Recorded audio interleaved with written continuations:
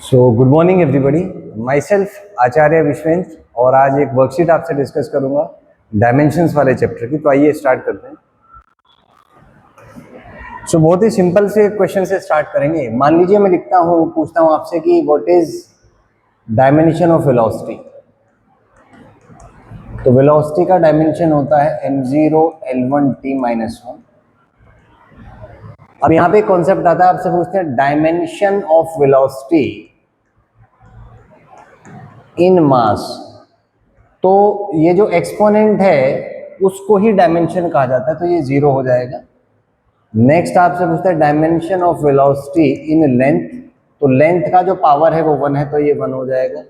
आगे आपसे पूछता है dimension of velocity in time. Time का -1 है, तो -1 हो जाएगा।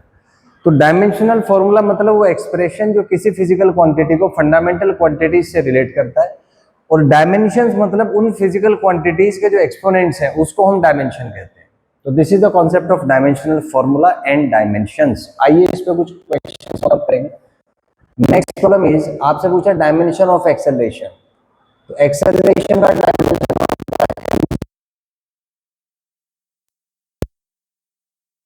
मोमेंटम। तो मोमेंटम का डायमेंशन होता है m1 l1 t-1। Next is dimension of force. Force का डायमेंशन होता है m1 l1 t-2। Next is dimension of work. तो वर्क होता है आपका फोर्स इनटू डिस्टेंस। इसका डायमेंशन होगा डायमेंशन ऑफ डिस्टेंस।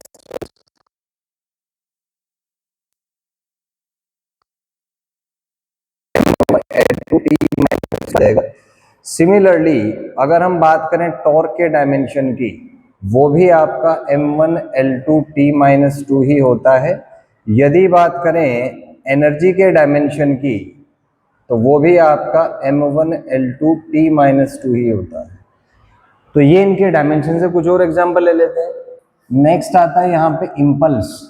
तो इम्पल्स जो है मोमेंटम में चेंज होता है, तो इसका जो डायमेंशन है वो वही होगा जो मोमेंटम का है, m1 l1 t-1। नेक्स्ट आपका आता है इसमें, मान लीजिए फ्रिक्शन फोर्स। तो फ्रिक्शन एक फोर्स ही है, तो इसका डायमेंशन भी m1 l1 t-2 होता है। कई बार यहाँ से पूछते हैं कोफिशिएंट ऑफ फ्रिक्शन म्यू, तो ये डायमेंशनलेस होता है, तो इसका डायमेंशन m0 l0 t0 आ जाएगा। नेक्स्ट मान लीजिए पूछते हैं आपसे डायमेंशन ऑफ काइनेटिक फ्रिक्शन, तो ये भी डायमेंशनलेस होगा, so it will be m0 l0 t0, ये आ जाएगा। नेक्स्ट आपसे पूछ सकते हैं कि बताइए प्रेशर का डायमेंशन क्या होगा। तो प्रेशर होता है फोर्स बाय एरिया। तो सॉल्व करने के बाद इसका डायमेंशन आता है m1 l-1 t-2। फिर पूछते हैं आपसे स्ट्रेस का डायमेंशन क्या होगा। तो वही होता है जो प्रेशर का है, m1 l-1 t-2। यही डायमेंशन होता है आपका कोफिशिएंट ऑफ इलास्टिसिटी का, कोफिशिएंट ऑफ इलास्टिसिटी। तो इसका डायमेंशन भी सेम होता है आपका m1 l-1 t-2। फिर अगर आपसे पूछे कि बताइए यंग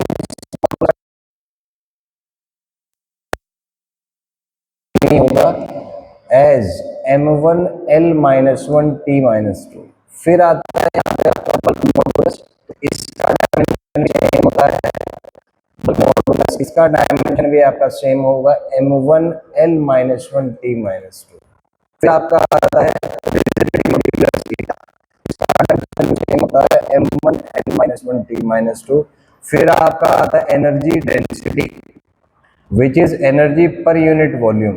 तो इसका डायमेंशन भी आपका सेम होगा m1 l-1 t-2। तो ये कुछ वेरियस पैरामीटर्स हैं जिसके डायमेंशंस मैंने आपसे डिस्कस किए। आगे नेक्स्ट क्वेश्चन है यहाँ पे कि डायमेंशंस ऑफ ग्रेविटेशनल कांस्टेंट। तो इसका डायमेंशन आता है आपका m-1 l3 t-2। फिर आता है dimension of viscosity, coefficient of viscosity, ये होता है m1 l-1 t-2, coefficient of viscosity का। इसको निकालने का फंडा है कि फोर्स होता है आपका 6 pi eta r into V. Eta यहाँ से आ जाएगा आपका force by 6 pi r into V. तो ईटा का डायमेंशन हो जाएगा आपका फोर्स का डायमेंशन डिवाइडेड बाई 6 पाई का डायमेंशन। रेडियस का डायमेंशन, स्पीड का डायमेंशन, फोर्स का डायमेंशन होता है m1 l1 t minus two. 6 पाई नंबर है तो डायमेंशनलेस होगा। रेडियस का l1 और वेलोसिटी होता है l1 t माइनस वन। तो यहाँ से आप सोल्व करेंगे m1, ये कैंसिल हो जाएंगे, l माइनस वन और अगेन t माइनस वन। तो ये इसके डायमेंशंस हैं। एक और एग्जांपल ले लीजिए, मान लीजिए आपसे पूछे एप्सिलॉन नॉट का, तो इसके लिए हमें चाहिए force is equal to 1/4 pi epsilon naught Q1 Q2 by R square. यहाँ से सॉल्व करेंगे तो एप्सिलॉन नॉट आपका आ जाएगा Q1 Q2 by 4 pi F R square.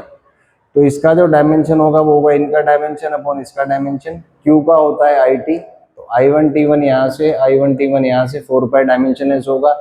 Force का होता है ML T minus two, distance का होता है L2। इसको सॉल्व करेंगे तो m minus one L minus three T, दो यहाँ से दो यहाँ से, T4I2। That will be dimensional formula of epsilon not. इसको कहते हैं permittivity of free space.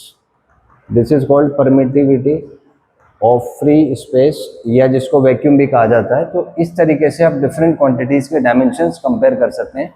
So coming back to the concept, the concept of dimensions is to relate any physical event in terms of physical quantity and relating physical quantity to the fundamental quantities in SI system or any general system. So ultimately things are connected. You must be knowing that everything which exists is in the four-dimensional space-time curve. The vibration of a string inside a quark, inside a proton and neutron, inside the atom, inside the molecules, inside the cells, inside the tissues, inside the organ systems, inside the species. Everything ranging from the entire cosmic scale to the scales of the nucleus. Everything is in the space-time curve. And whatever is happening, things are related to it. So, as an impact of that, everything is connected. So, it has been well proved by the dual nature that matter and wave exist as a whole. If you think that something is existing physically, it's a matter. Matter means you can sense that by the five senses. But it has also got the metaphysical dimensions, which may also called as a wave.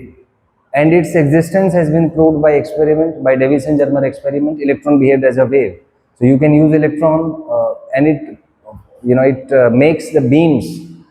The interference pattern is observed when electrons are made to interfere with each other, and it behaves in the very same way as light would have behaved.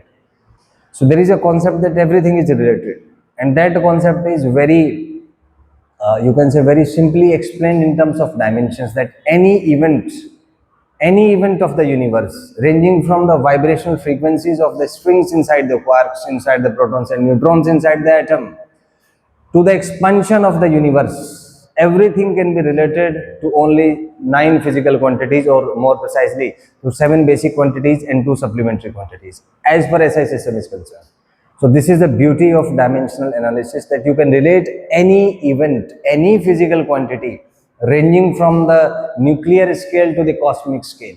You can relate everything in terms of simple powers of 9 quantities and their exponents. And that relation is called the dimensional formula for particular physical quantity, and the exponents are called dimensions of that physical quantity in those fundamental quantities. So I hope you get the point. If you have any doubt, you can ask in the comment section. Thank you and have a nice day.